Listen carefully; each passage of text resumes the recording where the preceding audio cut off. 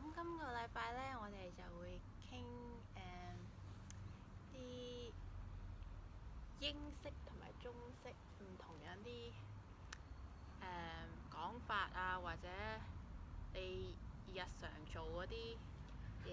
So like we're going to talk about cultural Western and Eastern cultural differences, either like in sayings or like your behaviors, like everyday things that you do. And these are the things we've picked up in like the best part of 20 years. Yeah. So obviously, even though we're both born in the UK, I was brought up, I guess, from a Chinese background. So there were things that I probably didn't know about Western culture as much until I met Ross, and vice versa. God, what did I teach you? Well, mainly We're about to sayings. find out, aren't we? Yeah.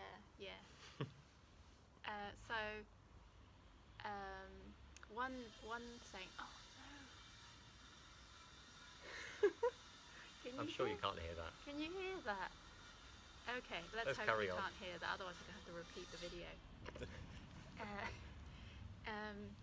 So Jack of all trades, master of none. Mm-hmm. So you didn't know that one? No, I don't think so. Because in my household, no one would ever use it, and if people didn't use it in school, so if I didn't learn it at school, or on TV, then I wouldn't know it. Yeah, that's it. I mean, these sort of sayings, you do kind of learn them at home, don't you? So as you say, why would you? So that one I like a lot because it really it reflects me. So I feel like I'm a jack of all trades, master of none. Okay. Although maybe I shouldn't be saying that. Put on your CV. Don't need to know anything else. Jack of all trades, master of none. That's it. What's that one about the 10-foot barge pole? Oh, I wouldn't touch it with a 10-foot barge pole, that one. Yeah. You didn't know that one either? No. Okay. What do you reckon to that one? So basically something that you wouldn't touch at all, right? Yeah. But it's just a saying, another saying. Mm-hmm. So yeah, I have to say I don't tend to use sayings as much in my speech. I'm more of a literal speaker. I guess with me, it's not like I'm consciously using sayings, it's just because you've grown up with them in your household and your family saying them, that you just end up using them. And I guess that's how you started to learn them, isn't it? That you would hear me just say them, and then you go, oh, hang on, what is that? Or it's more like I hear your family say them. Like normally when you're with your family in like gatherings, like your brother would say a lot, use a lot. Things become a bit more colloquial when you're amongst family. Exactly. Yeah. So yeah, just some of those sayings.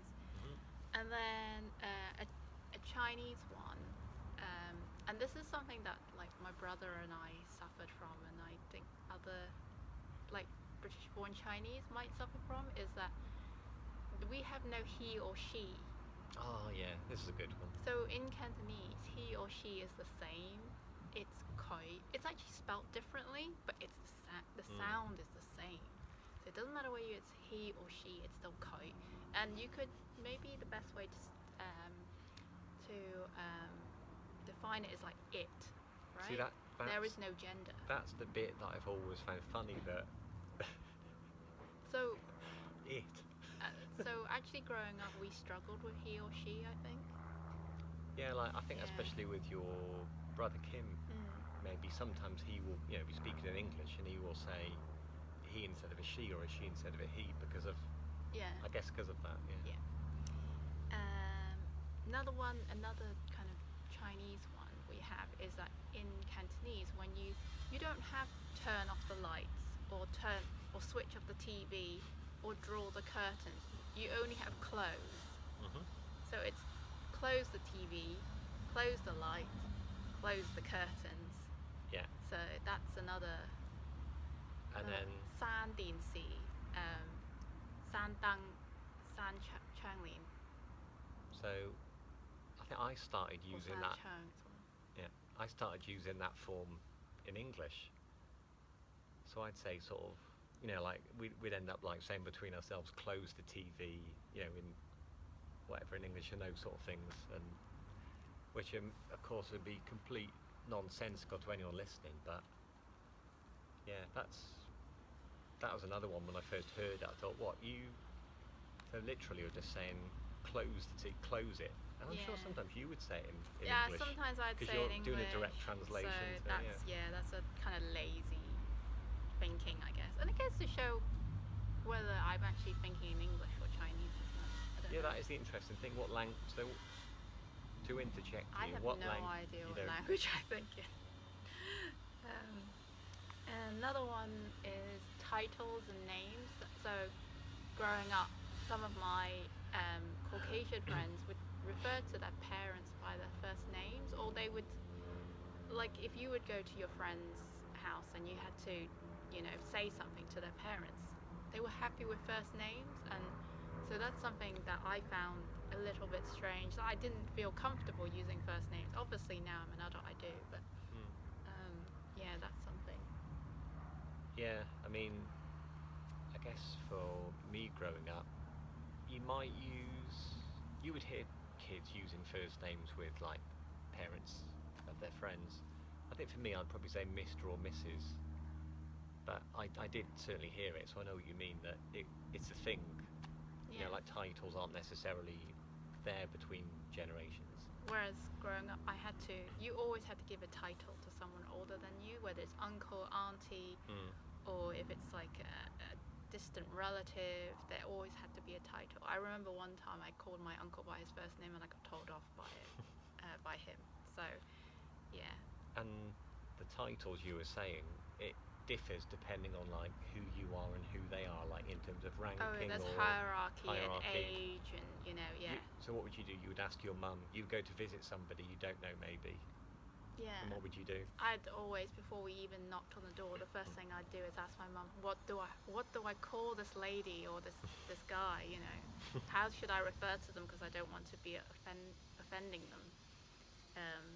And I can't necessarily refer to them by the same way my mum would refer to them, because obviously the different age, different hierarchy in that way. Whereas So, for me, it'd be like either their name is John or Mr. Jones, or yeah, that's exactly. it. That's Yeah. how complex it gets. And then one that is Ross has always found a bit uncomfortable is that when, I think you would hear it a lot when you went to Hong Kong, is that people referred to you by a certain You mean they were referred to me as Gwei Zai? yeah, Gwei or Gwei Lo, yeah. Depends. Probably Gwei at the time because you were young. To be honest, even now, would they still say So Gwei Zai? I think some people would still use that. There's kind of like mixed feelings with that, because the Zai bit you think, oh, they still think I'm young, but then the Gwei. Yeah, so you could say literally Gwei means ghost, right? And that's where the problem lies. I don't know how it came about, but there must have been something to associate Caucasian people with ghosts, because they were seen as white, and ghosts were associated with white. But nowadays, I guess people don't. It's not considered racist. It's more. That's just the term to refer to someone who's Caucasian, right? At the end of the day, or foreign, right?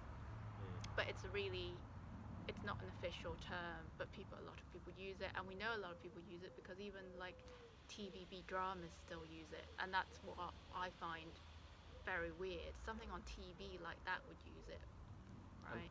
And I think also people will use it even though they may know the name of that person.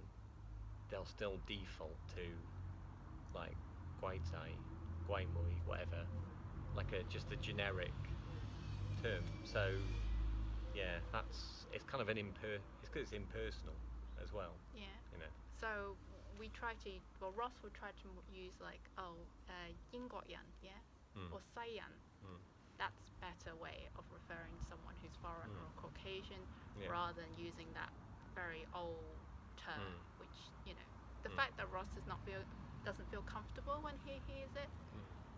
If the person who's receiving it is not comfortable, then I feel like people should stop using it. So are we on 9 minutes, 10 minutes this is the bit where you become worried about, oh God, how much editing have I got to do on this, and do I have to split them into two? We'll have a part 2. So this is it for today. 遲啲再見. Bye bye. Bye bye. Bye bye.